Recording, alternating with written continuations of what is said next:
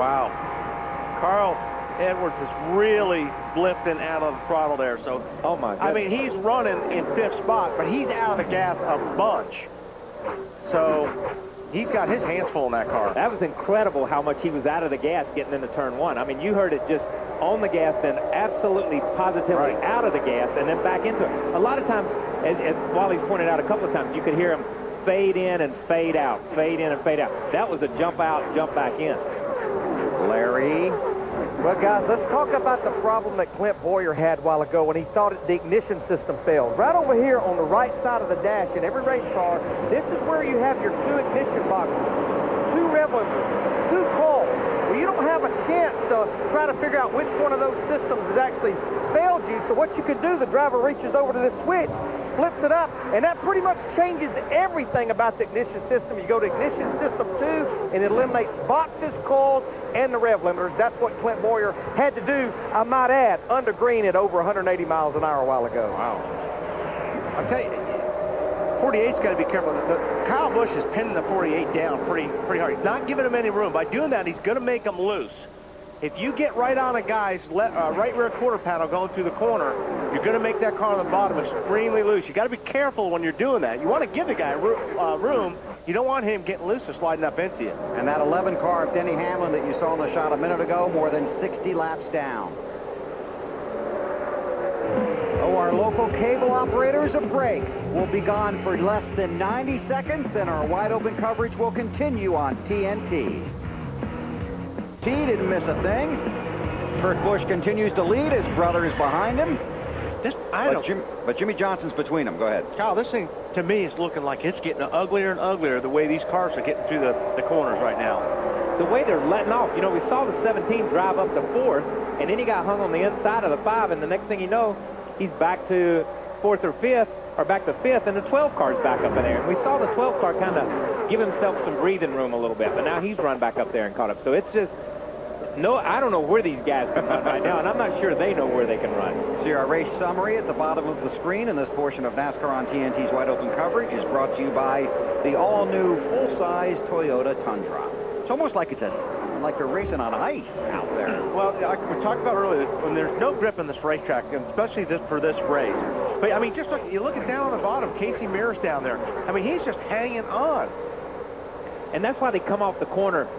Look, they're giving each other 5 feet, 4 and 5 feet. We didn't see that the first part of the race. We saw these guys right on top of each other. Right now, when Casey comes off, he's just hanging on, but he has absolutely got wheel cranked in that thing to keep it on the yellow line in case it does take off. You saw Blaney in the middle. He gave himself plenty of room on both sides in case something happened. These guys are absolutely, they're just hanging on, like Wally says. They're absolutely hanging on, but they want to give themselves room to escape. Down to pit road, and Marty.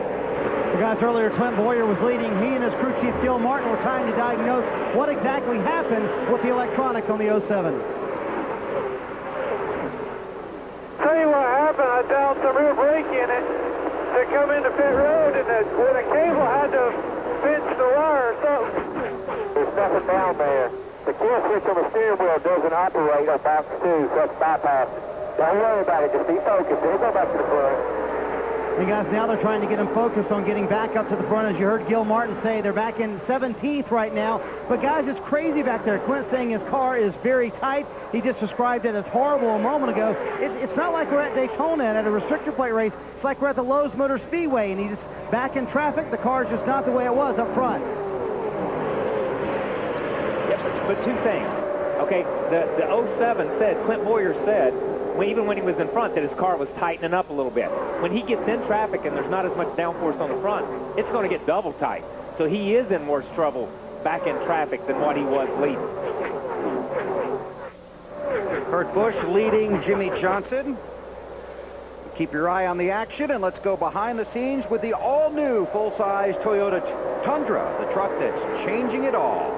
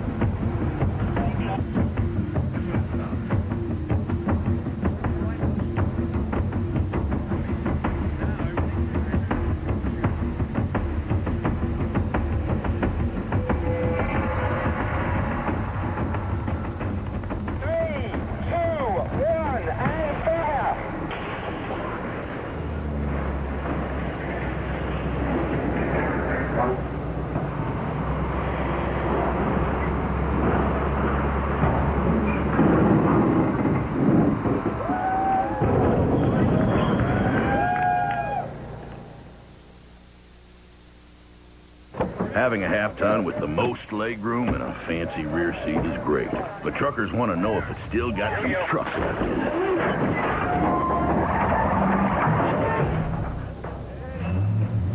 Put it this way, it'll draw bar pull 6,400 pounds of dead weight, towing 10,100 pounds is a walk in the park. Hello, Dolly.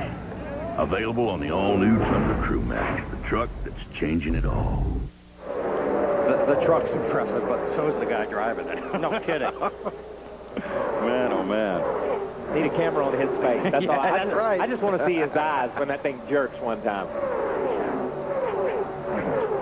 Kurt Busch is the race leader, Mr. Shaheen. 17 does not look very happy with 5 car. They have been waving back and forth the last few laps. Ralph, you got something for us, bud? Well, you know, the number 2 car of Kurt Busch is pretty much exactly the worst kind of nightmare a crew chief can have here, and it's exactly what you get at Daytona in July. Chasing that setup all day long. Early on, he was a tick loose, then he got tight. Now, once again, Larry McReynolds, he's gotten loose again.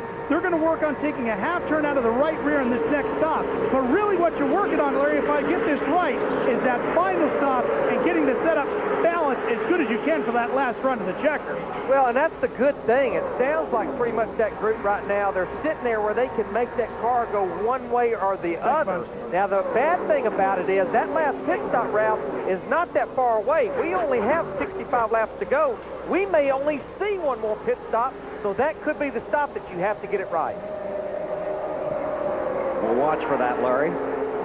Approaching the lap 100 mark, and this portion of NASCAR on TNT's Wide Open coverage brought to you by Miller Lite. So you watch Kurt Busch and you watch Jimmy Johnson, but you better keep your eye on that 17 of Matt Kenseth and the 5 of Kyle Busch. They were racing pretty hard there for a few laps. And by the way, that would be J.J. Yaley right there in that 18 car in 5th spot.